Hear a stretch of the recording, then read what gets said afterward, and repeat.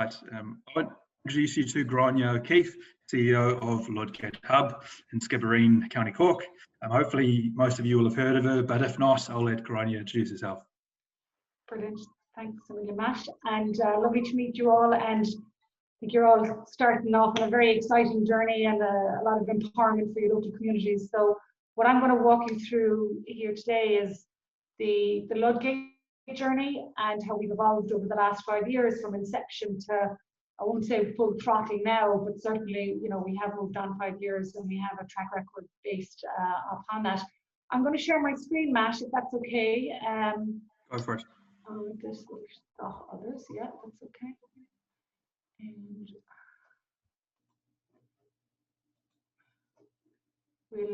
we'll go through this, and hopefully you can all see that. It's just the same shot that you had there. The opening shot here basically is our co-shared space. You can see it's a very enticing place to be, and we have spots. This is we have a townhouse. It's like an old bakery that was converted, and we've kind of 3 levels, and the middle level, the second floor or the first floor, depending on where you're coming from, is what this photograph is. And we can fit, in pre-COVID times, we can fit 35 people here. COVID adjusted, slightly reduced number. On the ground floor, we have corporates, but I think it's the co-shared space that will probably attract you guys more, and we can talk through that. So if let's just go back a notch. So we know we're going to have Stephen Carlin from the AEC on the Atlantic Economic Corridor, and obviously we have Deirdre and the team from Sneem on from Dingle and Sneem. So we know that there's hubs that have evolved or set up across the country of Ireland over the last 5 years, and you can see the snapshot of the AEC going from Donegal down to Kerry, and then we have the ITHN, but we also have NASEC, which is another hub network that's very active in the hub space. So it's a real community, vibrant community that's evolving and collaborating, and hopefully these are groups that you guys can follow on social media or become members of yourself. And it's just a very good support system, very good for knowledge sharing. If I just go through this particular snapshot, which illustrates the 5-year journey of Ludgate, back in 2015, we started off with building and connectivity, thanks to Vodafone, and they were the 2 kind of core infrastructure requirements that we needed to get going. We started off very much with the vision of some local business people or people who came from West Cork who were successful elsewhere but wanted to give back to the community of West Cork, recognizing that Skibbereen and West Cork would have been depleted of their youth on the back of, you go off to potentially 3rd level education and you don't come back again. So John Field and Sean O'Driscoll, who were kind of the visionaries behind the Ludgate story, felt, how do we stem this tide? How do we reverse it? We can reverse it with digital connectivity, and we can reverse it by making a building available that can then be converted into whatever the community needs. And at the time it was felt we wanted to entice startups and tech companies, and then through the years we have, there's a pull and a push. The people who are naturally in the environment, of which there's a huge number of creatives, and I think Dingle have a smattering of those as well. The creative personalities and skills tend to find themselves in rural Ireland, and no doubt you guys in your own communities will have a significant demographic of creatives as well. So we have around 30% of creatives, we have around 50% corporates, and we have solopreneurs as well. And through the years, these have become established members of Ludgate, and there are active service users. So in terms of funding and what we've been able to offer, we I suppose relied on private philanthropy in the early days, but then from 2018 onwards, we were very fortunate to benefit from programs like Towns and Villages program, which would have come from the Cork County Council, and we would have benefited from 158,000 there, and that allowed us refurb some of our building. We'd initially on the ground floor had a large event space, and that catered to the likes of Coda Dojo or the Women's Network or the Silver Surfers for digital skills. But on the back of corporate demand, we then modified that event space into separate compartments, offices, basically for second site strategies. Ultimately, we need to talk about funding in a moment and becoming self-sustainable. So it's the anchor tenants and the second site strategies of scaling companies that help us in that regard. We haven't reached it yet. Don't be panicked that just because you hear a lot about Ludgate and its successes, the sustainability angle and the financial angle is always foremost at my mind. And we are very much beneficiaries of both philanthropy, but also government funding, whether it's the towns and villages, but also most recently the Enterprise Ireland REDF Fund, which landed in late 2019. And that's allowing us to move forward with our 3-year roadmap where we are today. Unfortunately, COVID is kind of hampering things, but that said, that 2 million funding that we received from, or that we will receive once we draw it down from the REDF, that will allow us to refurb a second building. We ran out of space quite quickly due to demand, which is phenomenal. So we hope to refurb an old secondary school where I would have gone actually a million years ago. So we're hoping once the planning process is completed to refurb that and have that as available as an innovation and educational site. And then we also received close to 1 million for the funding of 3 positions to run, 4 positions to run programs like education, business development, startup, and agri-food and tech academy. If you think of West Cork, we're very much embedded in an agricultural, rural environment, and we want to tap into those natural resources. And thankfully, through programs like the Enterprise Ireland REDF Fund, we'll hopefully be able to launch some initiatives there. So hot desks are another key feature that we have, and they're another core component of our financial sustainability. And to date, from 2015 to today, we've sold over 3,000 hot desks. So that is a big cash cow for us. It's particularly in the summer months and a little bit of Easter and Christmas. Pre-COVID, obviously, I'm talking about here, but once we're all vaccinated in a few months' time, we'll be able to revert back to that. And between the corporates and the hot deskers, they are very critical to our funding strategy. So how have we been able to go from where we were 5 years ago today? We like to illustrate our story through a 10-point framework. We talk about the leadership that we have in place, and so we have a very strong board of directors. Some of them are very familiar faces on the Irish national landscape, whether it's the corporate landscape or the educational landscape. For example, Anna Leary from Vodafone happens to be on our board. John O'Halloran, the interim president of UCC, is on our board. David Putnam, Lord David Putnam, the first digital champion of Ireland. He was one of our founding board members and is still very much close to our agenda. He was very visionary and very influential when we were first starting off. And we'll just go through the role that those guys have played, and they continue to play. So keeping the board close, making them work for you, I think is crucial. So that stakeholder engagement is, that's part and parcel of the board of directors, but also the wider community. We talk about Vodafone as a corporate entity and their Connected Communities program being really relevant to us. We have a very close relationship with the Vodafone team. Our local county council, the Cork County Council, critical stakeholders to our success and penetration within the community. We have to be aligned with the county council's economic development strategy, and in order, it has to be a synergetic relationship, and it is, thankfully, so very fortunate there. Our local community, whether that's the local Chamber of Commerce or local groups like the Coder Dojo or the Silver Surfers, they are our service users. They're the people we want to provide for. The creative community, social enterprises within the West Cork area. We would have run an incubator program back in 2019 together with Social Impact Ireland, and I think it was the first incubator actually for social enterprises that they were previously known as ISBC that they ran, and now they're running them up in Dublin at the moment, but I think there'll be a Munster program. It's all obviously run virtually at the moment, but so just identifying who your stakeholders are and how they can help you. And that will very much tie back to your sustainability question as well, because you know, we are very much reliant on a lot of expertise out there that we may not be paying for. It's contributed in a pro bono mechanism, and we'll talk about the skills that a team needs to run a hub or run a BCP.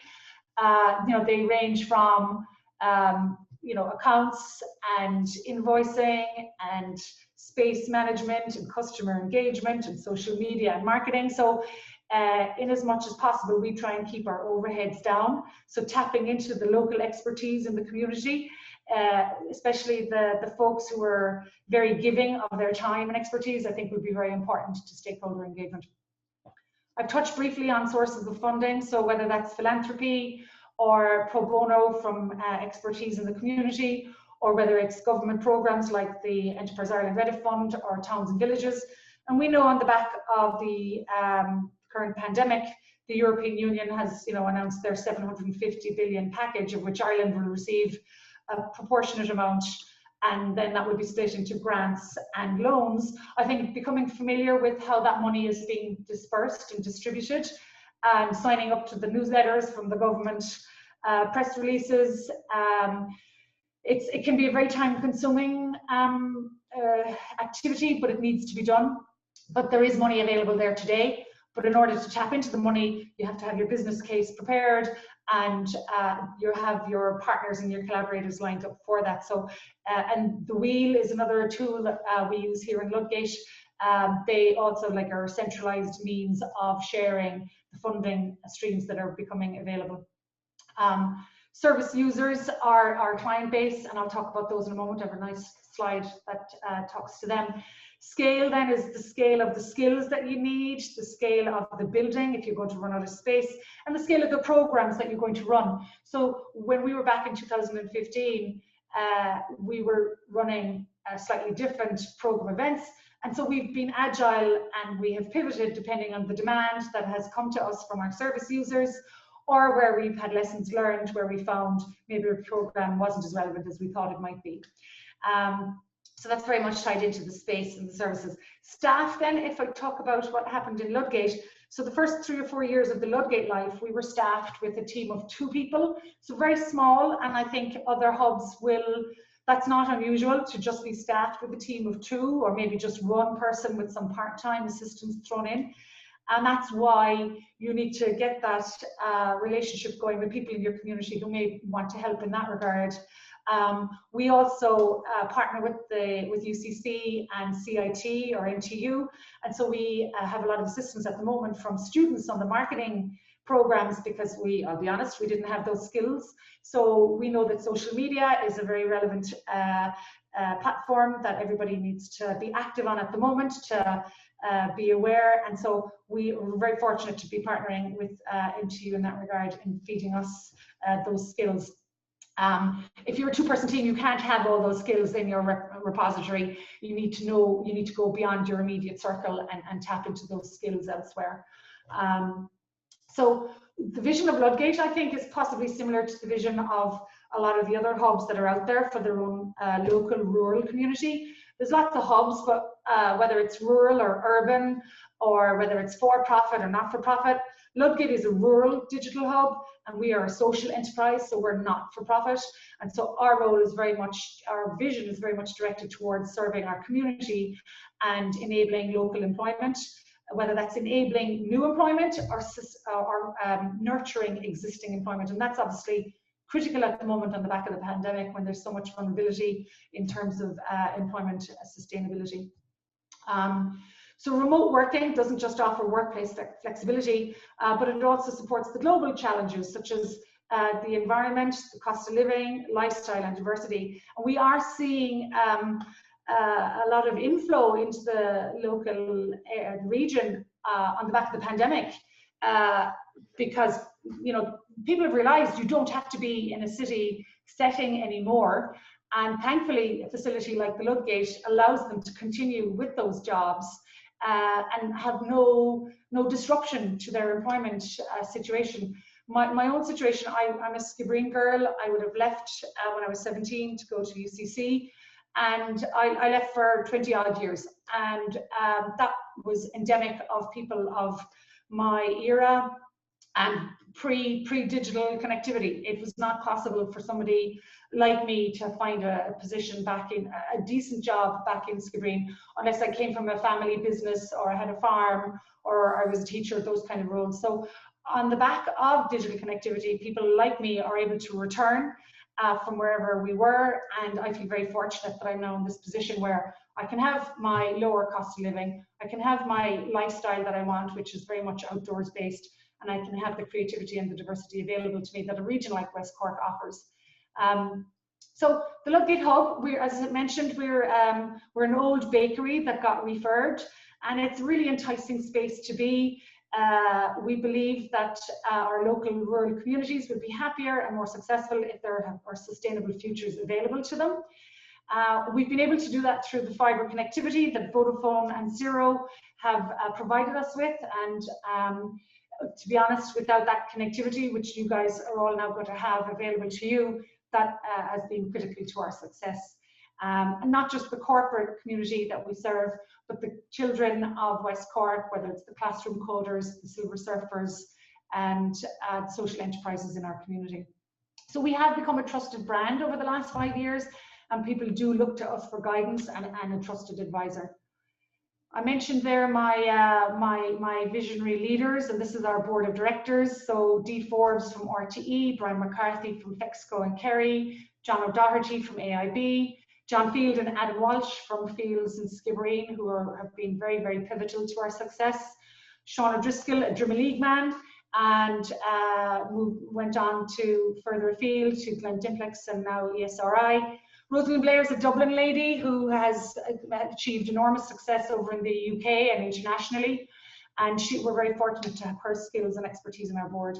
And then we have Kevin Buckley, who is a superstar from Skibbereen, who basically set up his own company called Spearline, and that is an Indigenous company supported as well by Enterprise Ireland. Now, started 15 years ago with himself and his CTO, and now they employ over 140 people, of which most of them are based in Skibbereen. So we're very fortunate to have Kevin on our board. He very much buys into the whole sustainable employment agenda. Oliver Farrell is on our board of directors, and he also has an Indigenous company, very successful in the telecom space, and his company is called Vilcom. A bit of a brain freeze there. Ronan Harris, some of you might be familiar with Ronan Harris. He is from Google, and we've been very fortunate to benefit from the Google for Educate program, and our educational pillar has been leveraging that particular software solution to help some of our local rural schools become equipped to respond to the COVID pandemic. And of course, I mentioned John O'Halloran, the interim president of UCC, and Anna Leary needs no introduction. So really, really fortunate with that board of directors. So my team here, I mentioned we had 2 people in the beginning for the early years up until 2019, and it was only really when the Enterprise Ireland funding landed that we were in a position to expand the team from 2 to 5. We're only at 4 at the moment. We still have 1 position that we're waiting until the post-COVID environment to recruit. But Elma is the hub manager, and that's the most important role.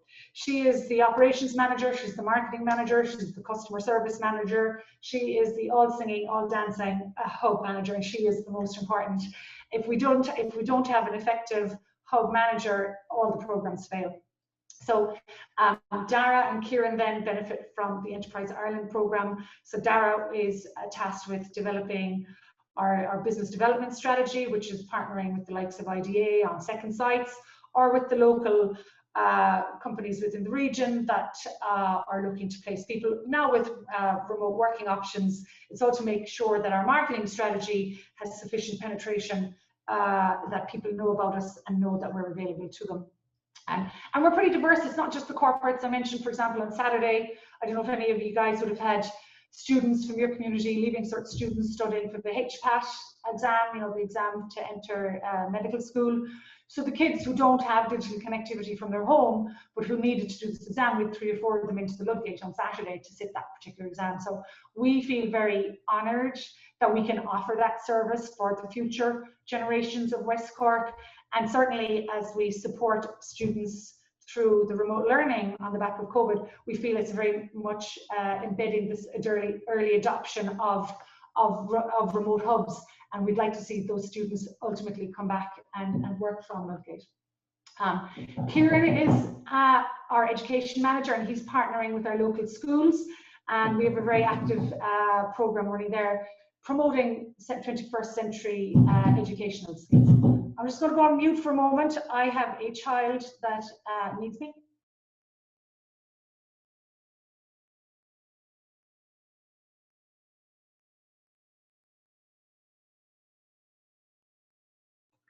Sorry, 3 primary school kids at home.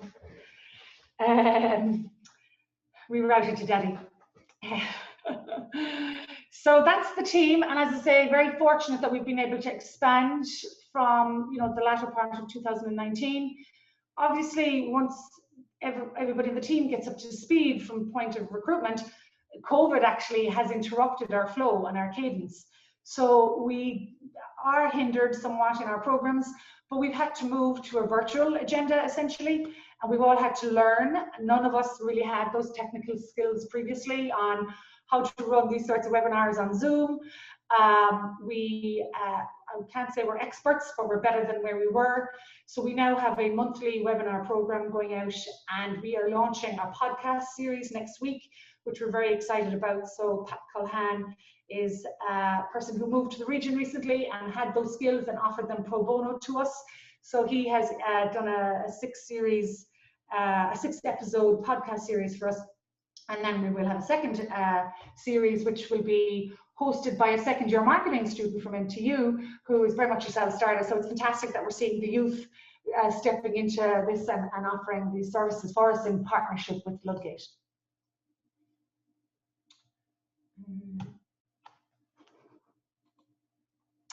So this is the snapshot of Skibbereen, and we have 3 campuses available to us. So down on the lower right is the Lovegate Hub, which is the old bakery.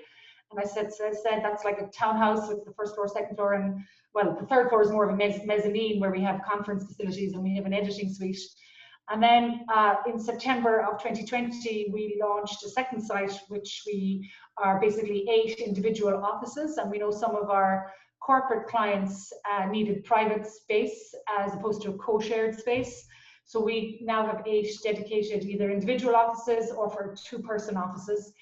And as you can see, Ludgate Enterprise, probably won't be called Ludgate Enterprise, but that's the old Mercy Heights school that is waiting for planning permission. And we're hopefully, it'll probably be 2022 now, to be honest, just with the COVID and planning delays and the builders not able to start work. So I'm guessing that'll be a 2022 deliverable really rather than 2021.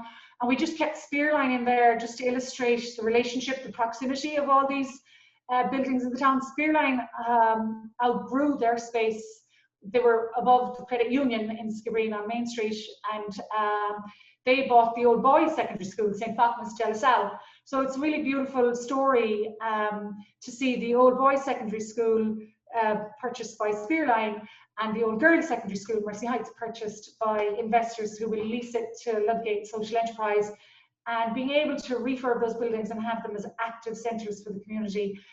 Look, as a Skibbereen girl, it's a very proud time and moment that we can actually see the town revive and have a thriving local economy and community.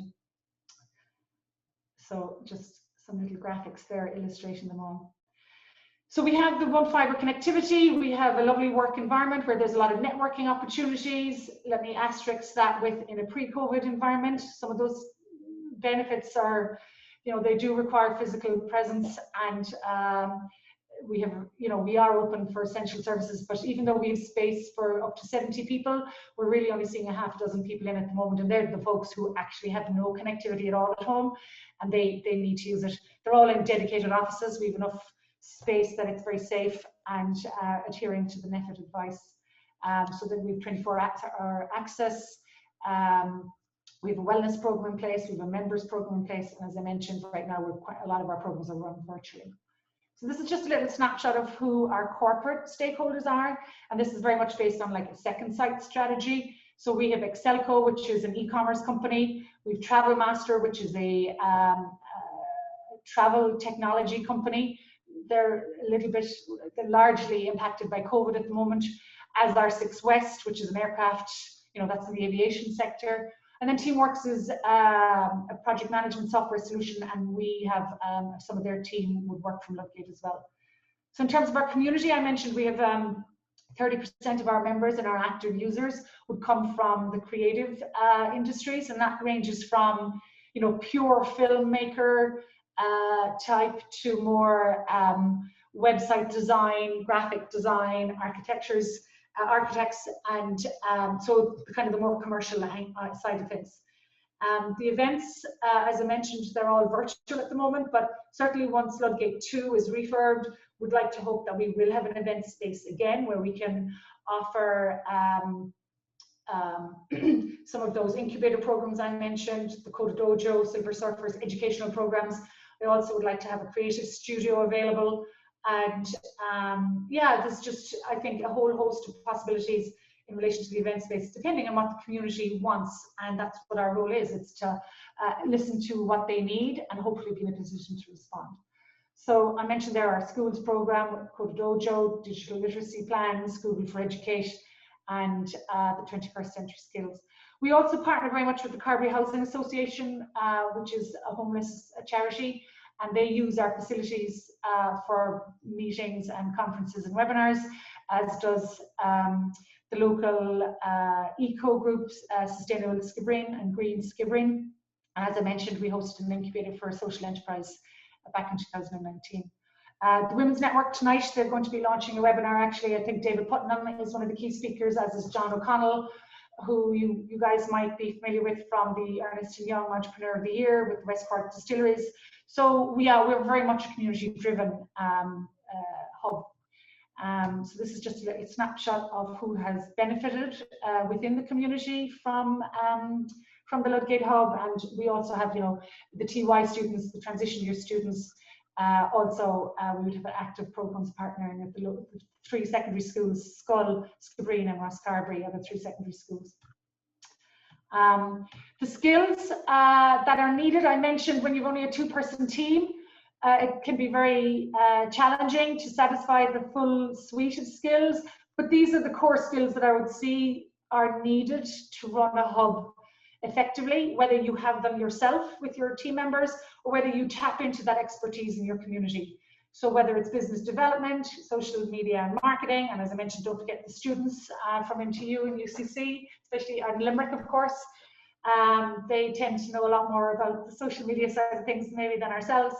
Then there's bookkeeping and finance, and whether it's I don't know if you guys will be charging for your services or not, but the invoicing, and as arguably speaking, there's a degree of digital transformation that might be needed to run a hub as smoothly and operationally effective as possible. So IT, project management, stakeholder engagement, and depending on how big the team is, operational and HR and finance. So just briefly now, because I know we have a few other speakers as well, but if you look at the sustainability side of things and you're trying to break even, your income will come from your desk rental, your room rental, meeting rooms, webinars, business supports and training programs, and then your outgoings and your overheads will very much be taken up by staffing. So staffing makes up possibly more than 80% of my budget, and then rent and rates, lighting and heating, legal and finance, and promotional. I mean, there's a lot of free material out there that you can promote your business by, but maybe there's some that you'd have to pay for. So we do sometimes get high-profile visitors here. So you can see we're fortunate to have Michael D. Higgins come and visit us a few years ago, and he's there with our board. Unfortunately, I joined the team in July of last year, so I actually haven't met anybody in person yet, but I'd like to think that post-COVID, we'll have everybody back down. And Leo Varadkar was on a webinar with Leo Varadkar on Friday. He was talking about Ludgate. I know Simon Harris from Minister Harris's new Department for Innovation and Education. We'd love to have him down. So Pascal O'Donoghue has been down in the past. So we certainly want to be receiving those visitors as and when, and ideally coupled with a holiday to West Cork, where they can be contributing to the local economy, spending all their money. So who do we partner with? I mean, these guys either actively support us through the grants and programs that they have available, or corporate sponsorship. AIB would be our primary corporate sponsor, or some pro bono contributions. So we've been very fortunate to benefit from some pro bono contributions from the likes of Google and KPMG and Ciro and Vodafone and ESB.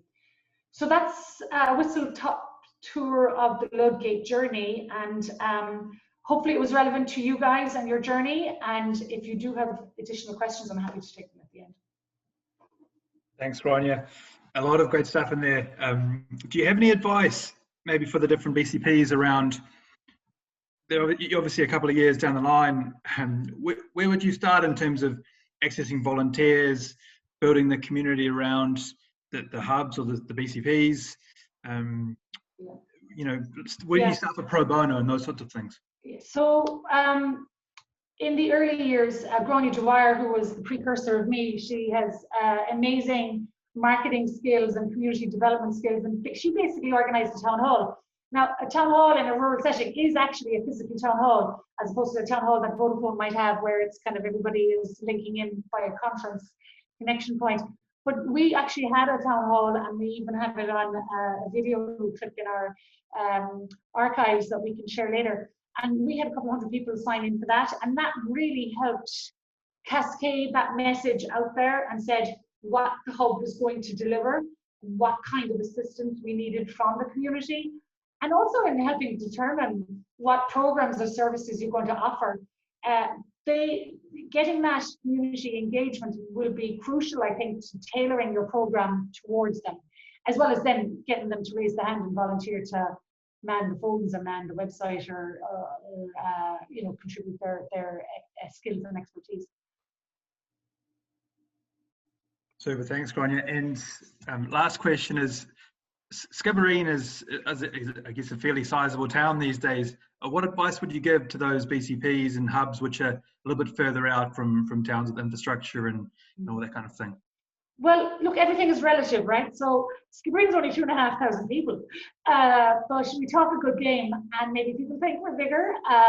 But I know some of these BCPs will obviously be a much smaller populated area than that, and I think getting to I think my opening slide illustrated the hub networks that are out there, whether it's the Atlantic Economic Corridor, whether it's the ITHN or NASEC, or the Cork County Council have a network of hubs, as does Kerry, as does County Clare. I think they're everywhere. So it's find out who the big brother, big sister hub is, and get close to them and learn from them and partner with them and leverage from their tools that they have available.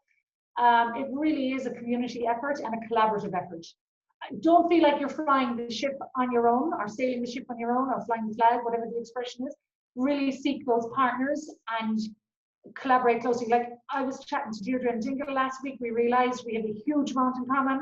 I can't wait to collaborate with her more. And I suspect a lot of the guys on this call today will probably be in the same boat. Super, thanks so much. I'm going to head over to Deirdre and Dingle now, speaking of. So Deirdre, if you want to share your screen. Perfect. Needed to get out of it there just to mute, unmute myself. Okay, lovely.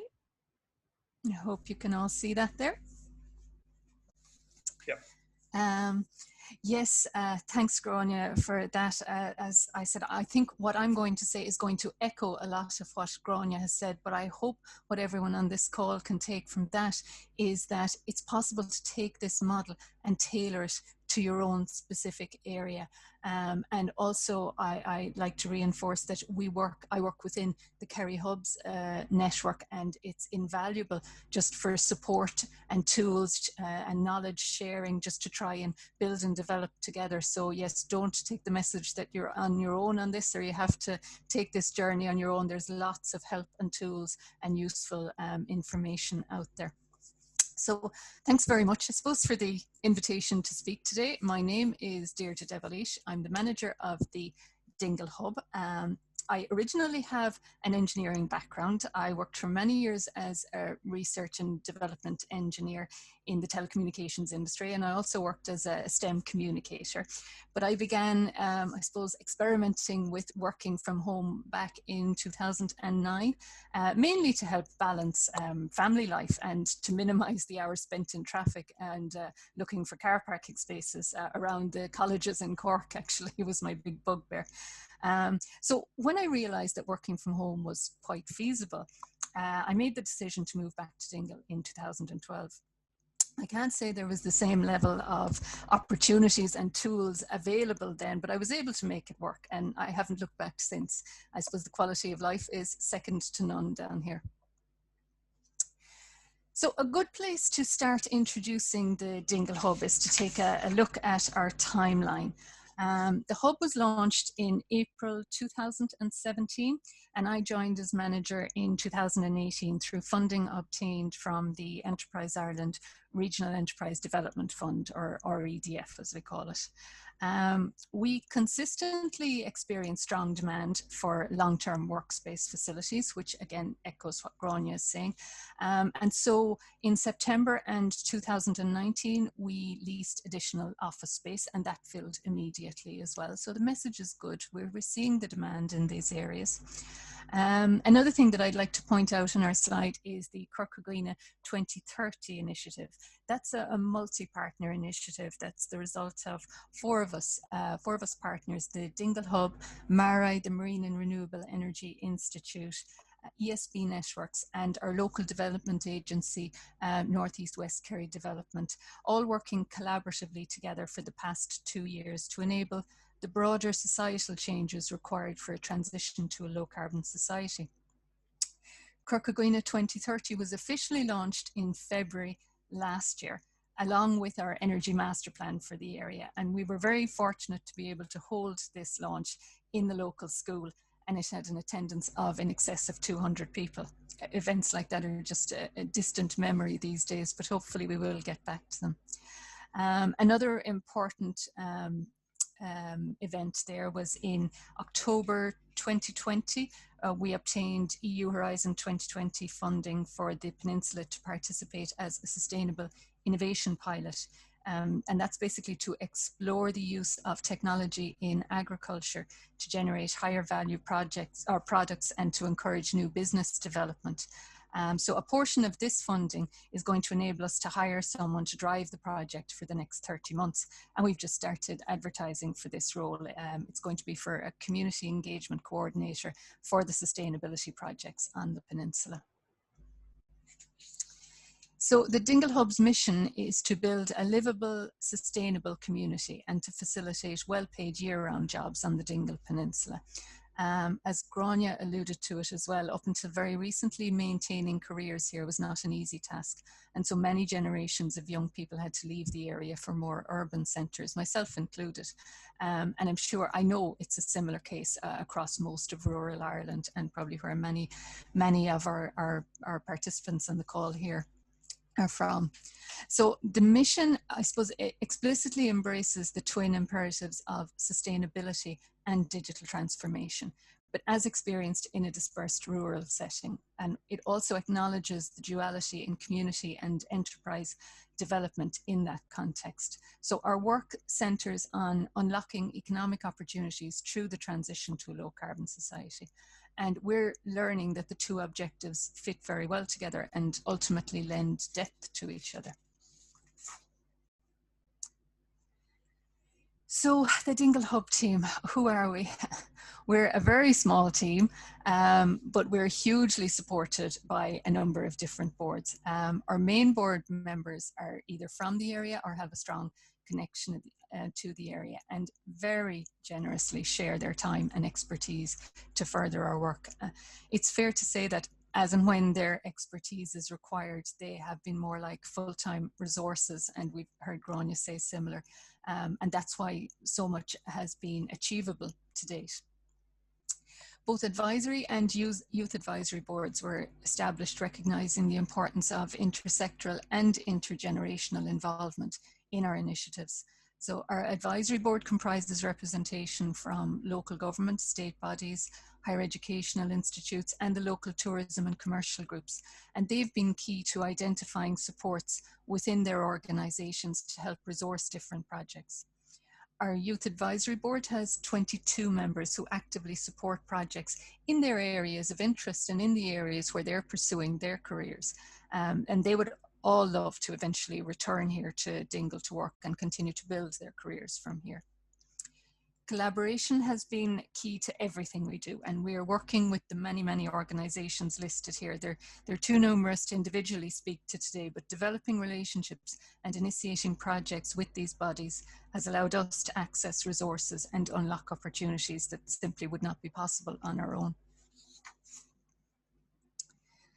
So this access to resources is illustrated well in our overview funding slide. For the 4 years 2017 to 21, we have received nearly 400,000 in direct funding, which is mainly used for hub staff, some capital spend, marketing and promotion, and some of our networking events as well. So we have layered this with project-specific funding to enable us to undertake activities such as the Energy Master Plan for the area, the training of community energy mentors, a feasibility study for anaerobic digestion, and as mentioned previously, projects to explore the use of digital technologies in agriculture. Collaborative work on all of these has leveraged over 1.2 million in in-kind resources in that time frame.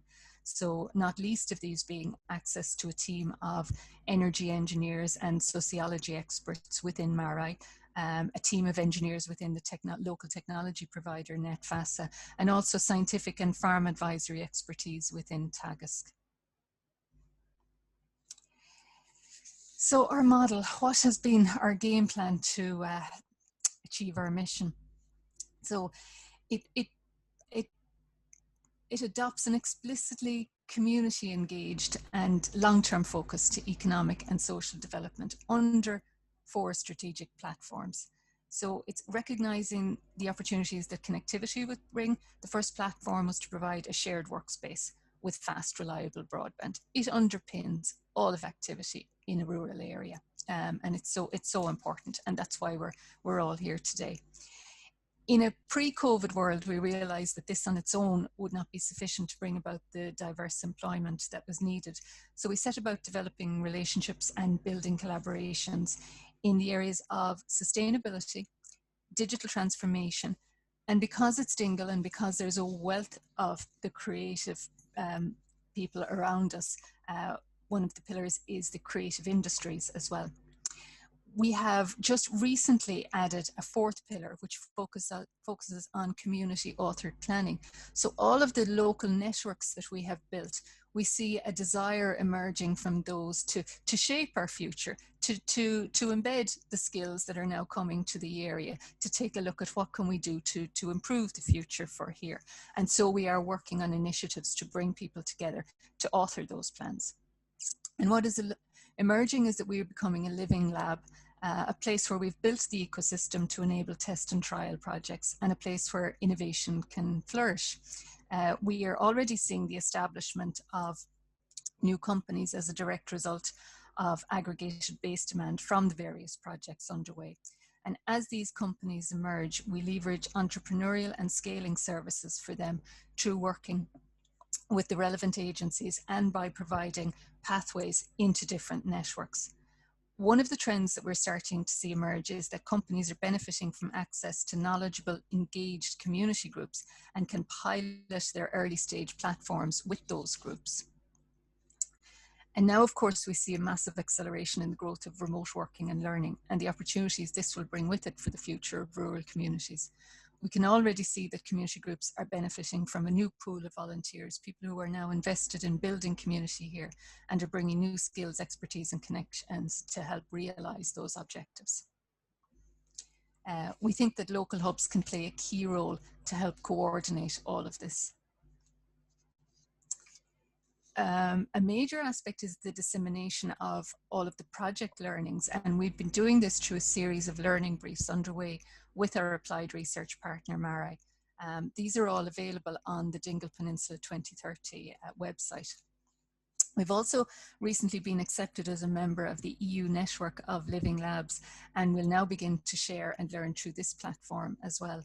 And we were recently cited as a case study for sustainability on the UN Regional Information Centre for Western Europe website. So sharing all of this knowledge and communicating all the activities that we're doing is very important, I suppose, as in the event today, to show that it is possible. There is access to pots of funding and different collaborative projects to enable this to happen in areas.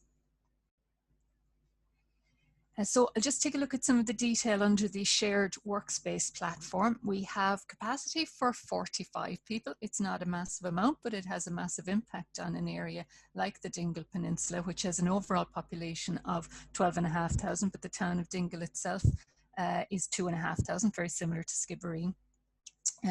We currently have 36 regular hub clients, and last summer we saw again a significant increase in demand for hot desk services, and the bookings have already started for next summer, so hopefully all restrictions have been lifted. At present, only essential service workers can access the service, and this is approximately 7 people. They're never there at one time, and they're all in individual office spaces as well. But hopefully all this will change soon. But what we are starting to see is that a lot of people won't necessarily need desk space or office space in the traditional 9-to-5 full-time model. It's more of a hybrid model. So we're working very closely with our hub community to try to develop different levels of membership that will suit their needs. And I suppose it is that agility, that ability to work with people's needs, to address what's needed at a point in time and to be able to adjust to reflect that. That's a very important point of a local hub and a hub network. So some of the feedback that we are getting is that home workers need to feel part of a community of colleagues. This is very high on the priority list. They really miss the social structure of the workplace, and I suppose don't we all at present? But it can be as simple as the Friday evening drinks. But we need to find ways to go beyond formal enterprise networking for our new communities.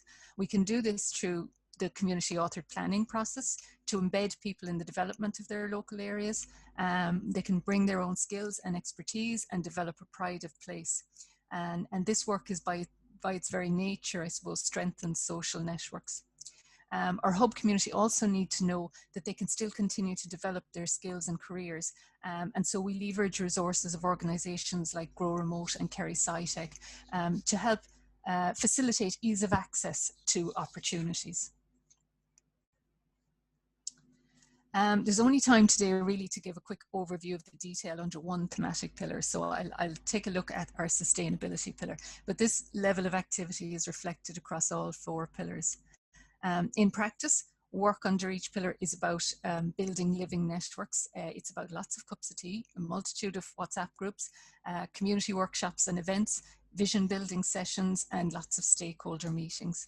And under each of the pillars, we build these networks locally, regionally, nationally, and now internationally. Some nice examples here include local energy groups, which would be the West Kerry Dairy Farmer Sustainable Energy Community or the Crocodile Community-Owned Energy Group. And also all of the collaborative partnerships with the many different organisations and agencies listed here. A key component of any ecosystem seeking to stimulate innovation is to build skills and capacity. So we work to identify skills needs and either access or create training programs to deliver on those needs. The key example there would be the Community Energy Mentor Training course, which was delivered in late 2019. Again, thankfully, pre-COVID time, because part of it was bringing people together in a room and building relationships. So through the support of Kerry Education Training Board and SCAI, we equipped 11 members of the community with knowledge relating to domestic energy efficiency, renewable energy options, and the potential for community-owned projects. We have also organised the sponsorship of SCAI courses in air source heat pumps and near zero energy buildings for our tradespeople, and we've run climate action themed creative technology, animation and Coder Dojo workshops with our young people. So what is the role of the hub in all of this? We see the role of the hub as a mechanism to provide institutional memory and capacity to enable long-term impact of all the initiatives. And we do this by continually working to establish and maintain networks, identifying and providing for training needs, by identifying opportunities and facilitating collaboration between networks, and initiating projects that continue to strengthen the innovation ecosystem.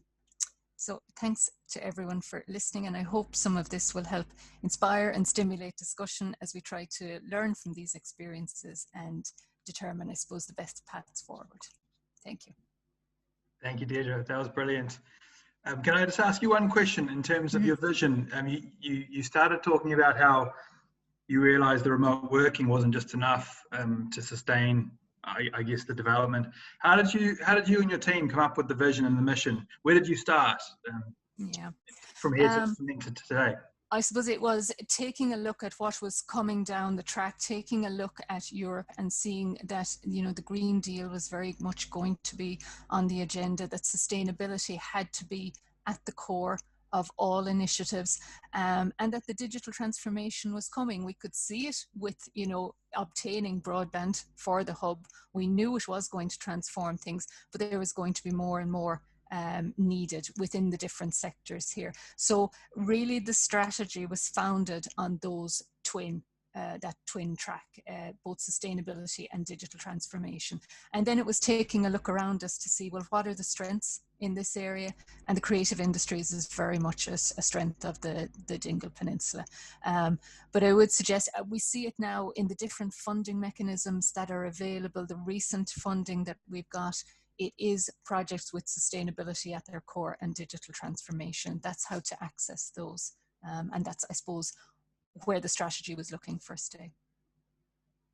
Thanks, that's fantastic. I'm sure you probably have a lot of questions at the end. There was a lot of good stuff in there as well. I'm just going to jump over now to Aidan from Sneem. Aidan, hopefully you're still with us. I've just got a holding slide for you here.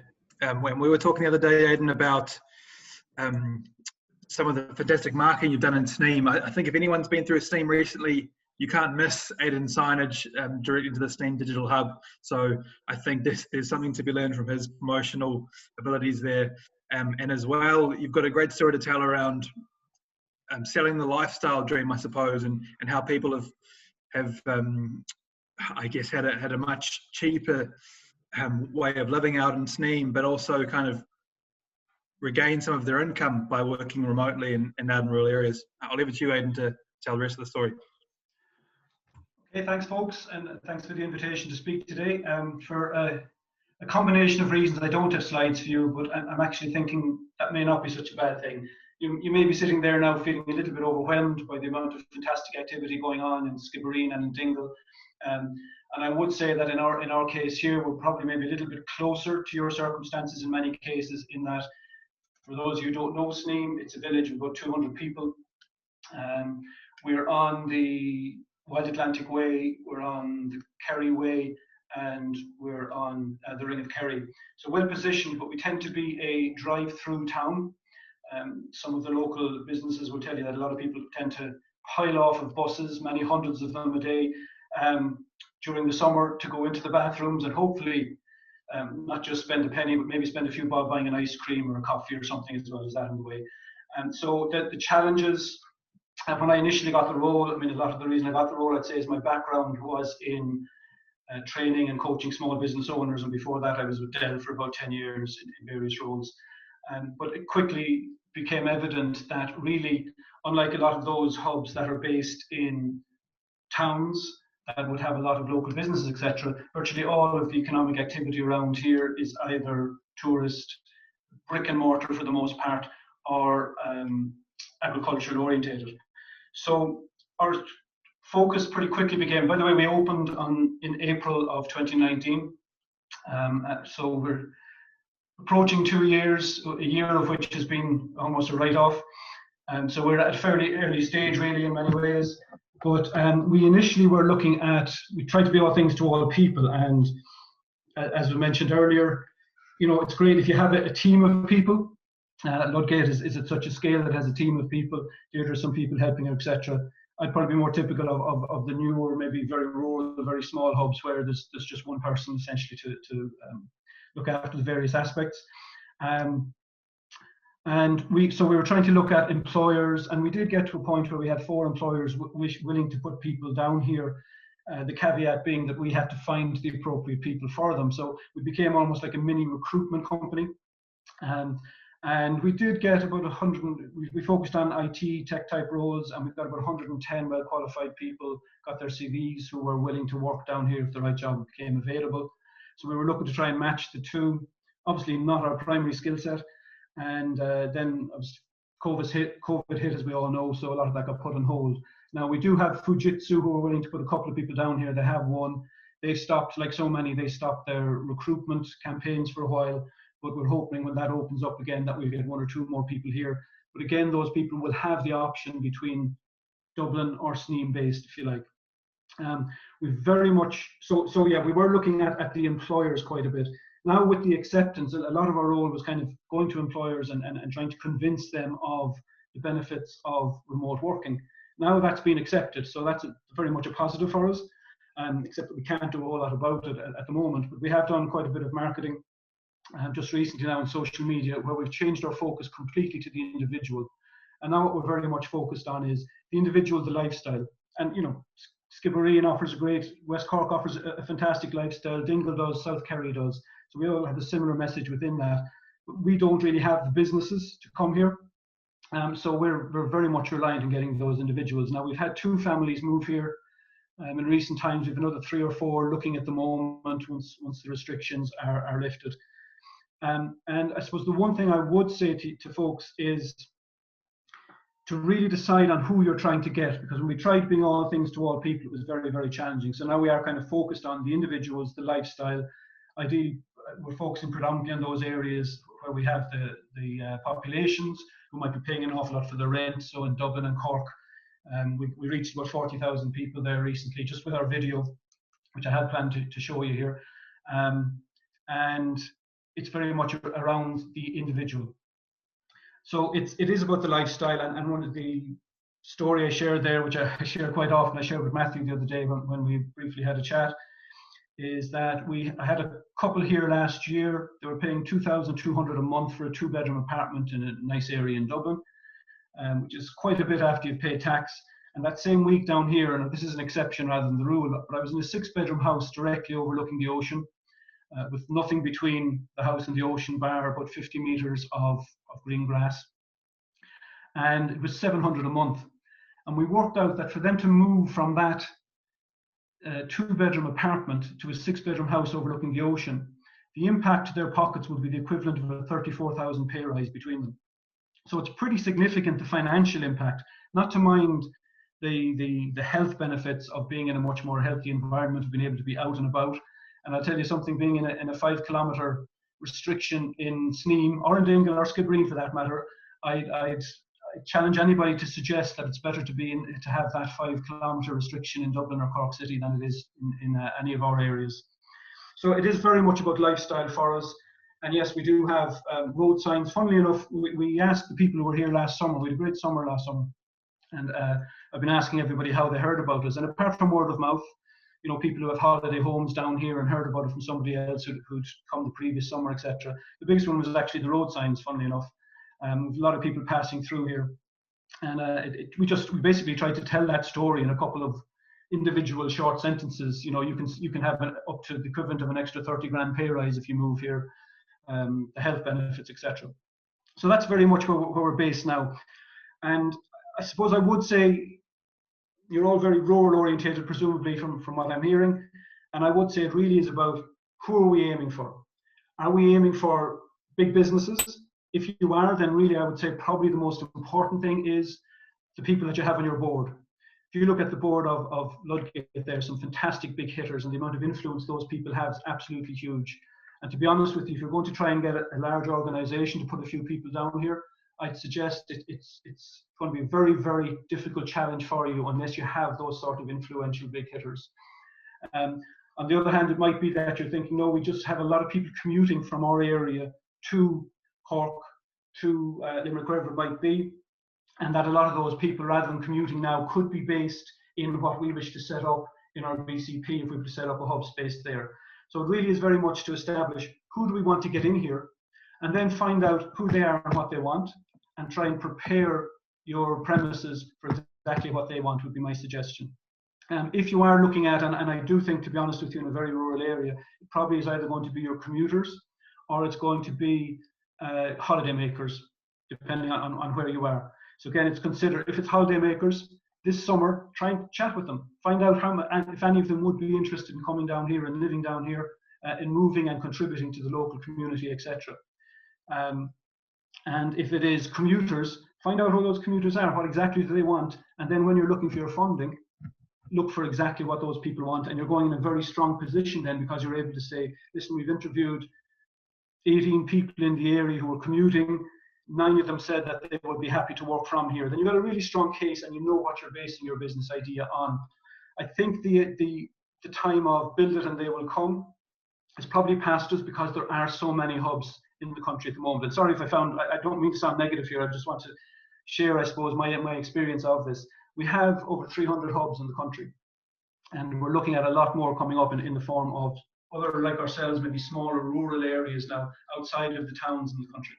So I really do think it is, do your homework up front, find out who you want, talk to them as much as possible, and then see what it is that they want, and produce that for them. So I hope that makes sense. In terms of or how it came about for us, which I probably should have started with, a man by the name of Neil Scott, who has a family background for here over generations, but who has travelled all around the world, is based in Dublin. He was the head of one of the largest architectural firms in the country. He wanted to give something back to the local community here. He wanted to try and bring jobs, as has already been outlined by Grania earlier. The rural depopulation was really hitting this area. There's an example, one of our directors here talks about, there's kind of a large hill where there's 11 households, and within 10 years they reckon that there will be nobody living on that hill if things go the way they are at the moment, because of families having moved out, etc. So it really is a significant issue, as I'm sure many of you are more than well aware, and one that needs to be tackled. So Neil had this idea, and he started looking at local people and set up a group. It was about 8 years ago the idea started, and as I say, we opened in April of 2019. So it did take quite a while. We were told initially that, or Neil was told initially, that there's 2 things would be required to have any chance of bringing jobs here, and they were a skills database and fibre broadband.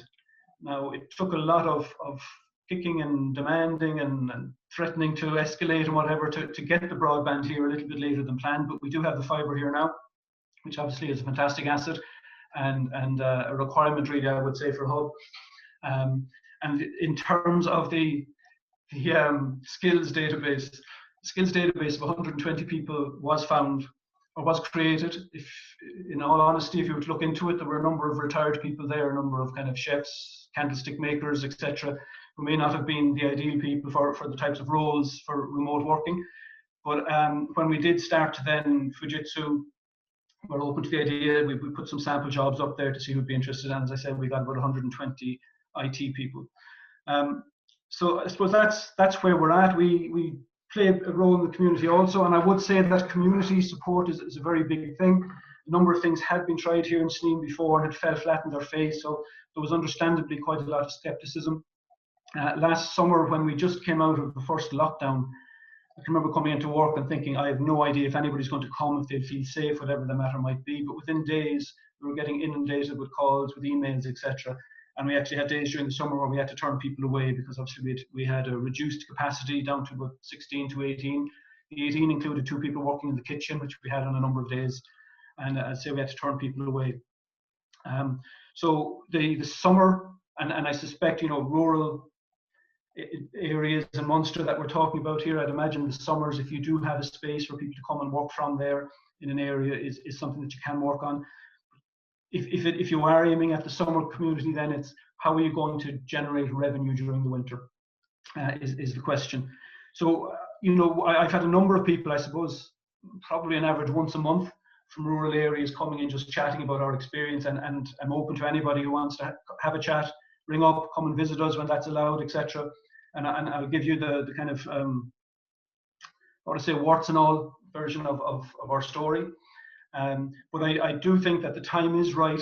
And I think it's about getting a collective message out there to people, which is what I've been saying since I came into the role. It really is about a collective message to people saying, now is the time. You can have the lifestyle. You can have the equivalent of that extra 30 grand in your pocket if you were to come to Sneem, etc., or 30 grand pay rise. You can have your children in a very safe environment in small pupil-teacher ratio classes, etc. So there is a really, really strong message. And I know I'm very much focused now on where we are, which is the individual and the lifestyle change, rather than the businesses that Deirdre and Grania would also be accommodating. But I think in the rural area, that's very much where it is the individuals. And that could be people coming home. Look at your own diaspora. Are there people out there who would love to be able to live at home or currently working in jobs that can be done remotely? Get in touch with those. What would they need to come home? Are they interested in coming home? What would you need to provide for them to enable them to come home?